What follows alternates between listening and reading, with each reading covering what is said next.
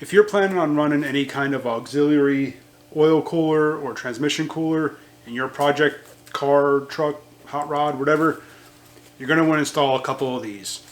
Keep watching.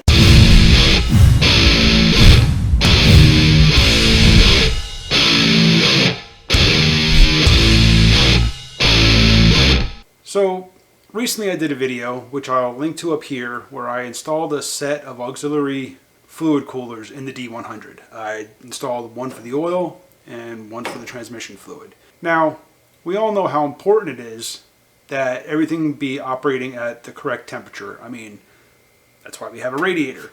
You know, your vehicle's radiator, in conjunction with its thermostat, keep your coolant at the optimal temperature for your vehicle. The same goes for your oil and transmission. You know, you don't want your oil or your transmission fluid to get too hot. You know, when those fluids get too hot, they thin out, they lose their viscosity, they start to break down more, and they don't lubricate as well, causing premature wear in your engine or your transmission. So that's why we install auxiliary coolers. Now, on the flip side of that, you also don't want those fluids staying too cool or too cold. You know, your transmission fluid runs often, when you have an automatic, through your radiator, and that kind of helps regulate the temperature. It warms it up when it's cold, and then it kind of keeps it at a constant temperature. Your oil, on the other hand, normally just circulates through the engine and kind of does its thing. Now, those fluids, though, if they get too cold, especially oil, or either one actually, they remain thicker, and therefore they don't flow as well, and they don't flow into all the passages that they need to flow into to keep everything operating correctly. Your transmission fluid, you know, it doesn't flow through the valve body as well, won't flow through the rest of the transmission as well. So therefore, having auxiliary coolers, while a good thing, can also be kind of a hindrance. It can keep your oil from warming up as quickly. It can keep your transmission from warming up as quickly. And then, you know, once they do kind of warm up, they don't really reach full operating temperature, or they could possibly not reach that full operating temperature. And that's where one of these kind of comes into play.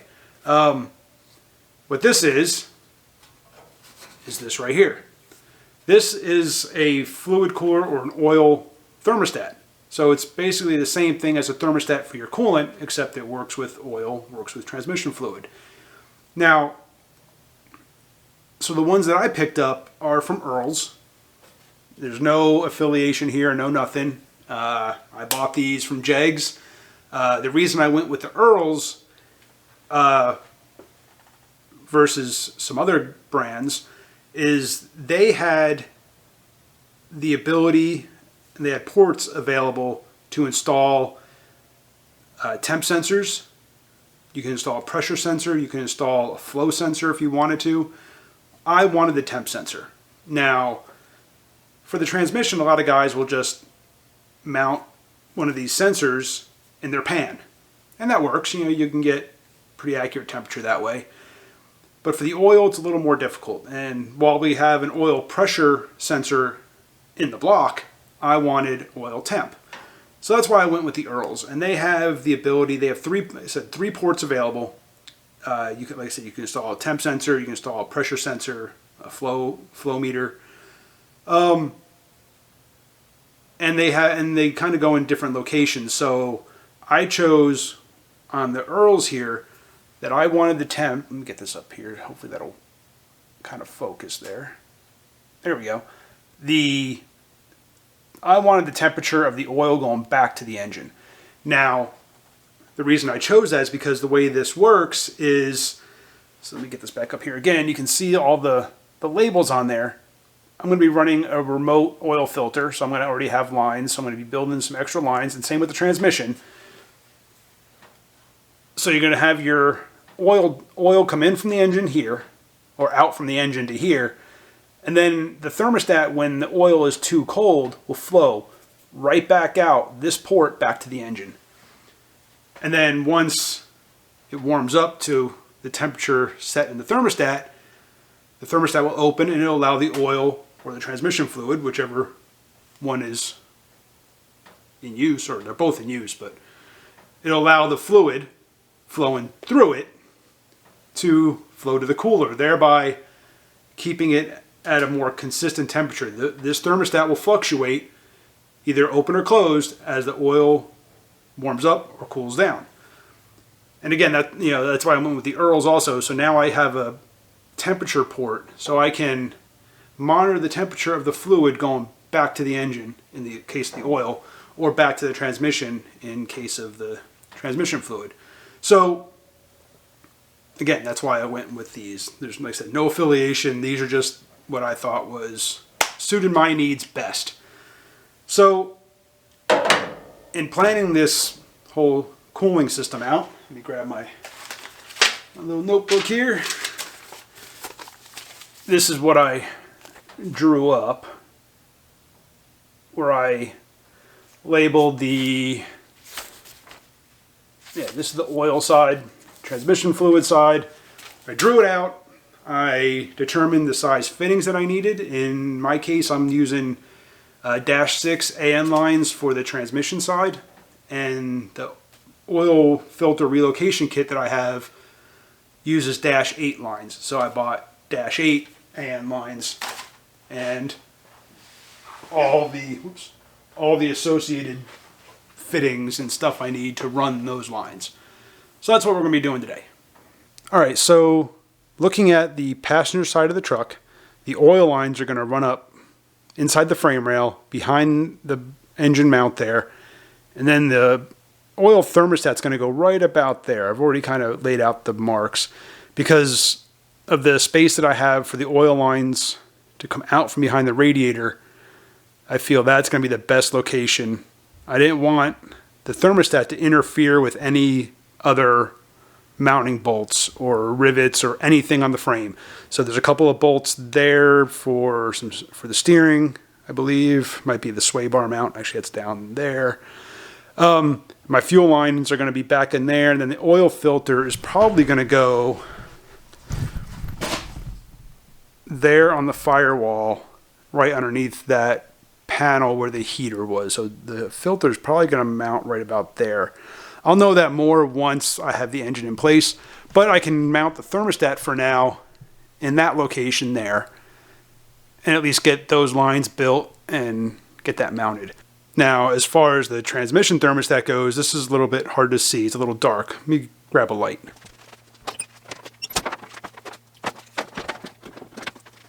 Well, that light didn't really help. But anyway, so the thermostat for the transmission fluid is going to go right about there.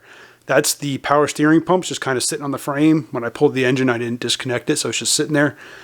But there's a couple of bolts down in that area that I need to be aware of, and that's just the bolts that hold the power steering box to the frame.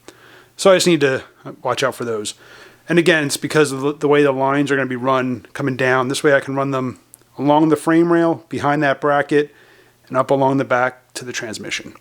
So let's start getting those installed. What I'm going to be doing is I've already marked the one for the oil on this side. I also got to mark the one for the transmission fluid. But I'm just going to drill a couple of holes in the frame, get some 1/4-20 bolts, are the right size for those thermostats, and then I'm just going to probably drill and tap the frame and mount the boxes.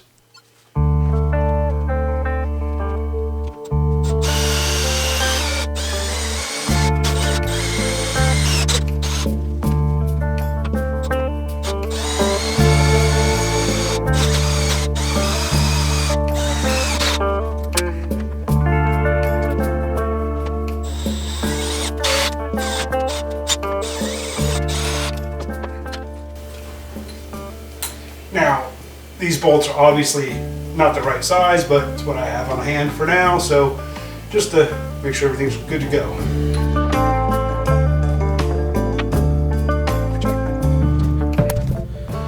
Alright, so there you can see how the oil cooler side is going to mount.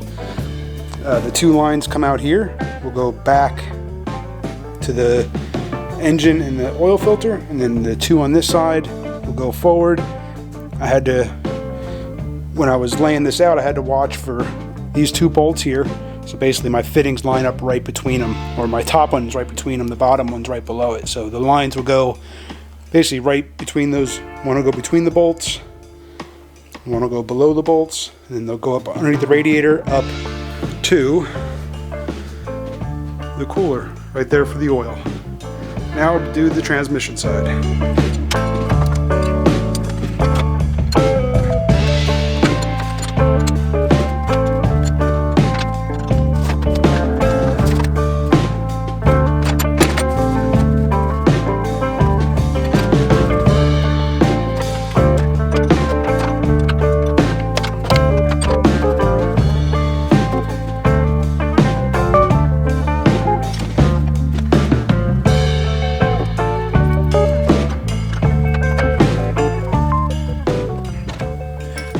That makes life easier.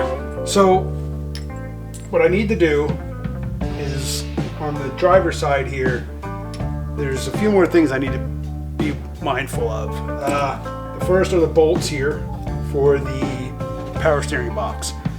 I don't want to interfere with getting to those bolts. I don't want to have to disconnect my thermostat in order to ever replace the power steering. Just makes more work. So I want the thermostat to go in a place where I can avoid those bolts. Secondly, I need to ensure that the lines, especially on this side going back to the transmission, have enough room to get around this cross member. If I go high enough, then this top line, that's all going to interfere. So I just need to find a location where these lines can, either one can go over, or one can go under, both go under. Third thing I need to take in consideration is temp sensor. I need to make sure I have enough clearance for the temp sensor, make sure this isn't grounding out against the frame. So I can't go, all the way up where that's hitting against the frame. Now I could go up and at an angle, but then this line here and that bolt are interfering with each other, or the thermostat's interfering with the bolt, and then this line won't clear this cross member. The fourth thing, which isn't really that big of a deal on this side, are these front ports. I need to make sure that they have enough room to work their way up in front of the radiator. But figure out this mounting location.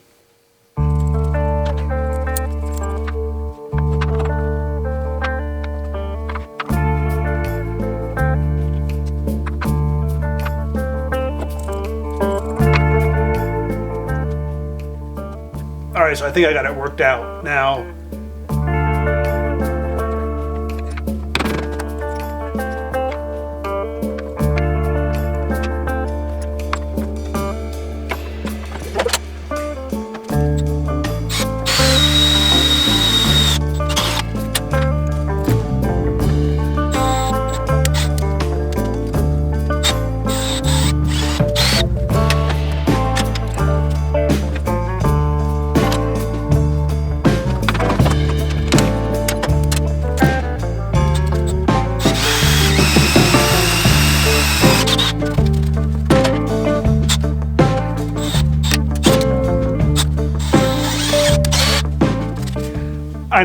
I know, you shouldn't be using a tap in a drill, but if you take it slow, I just find it works better. Just take it slow and don't rush it and let it do its job.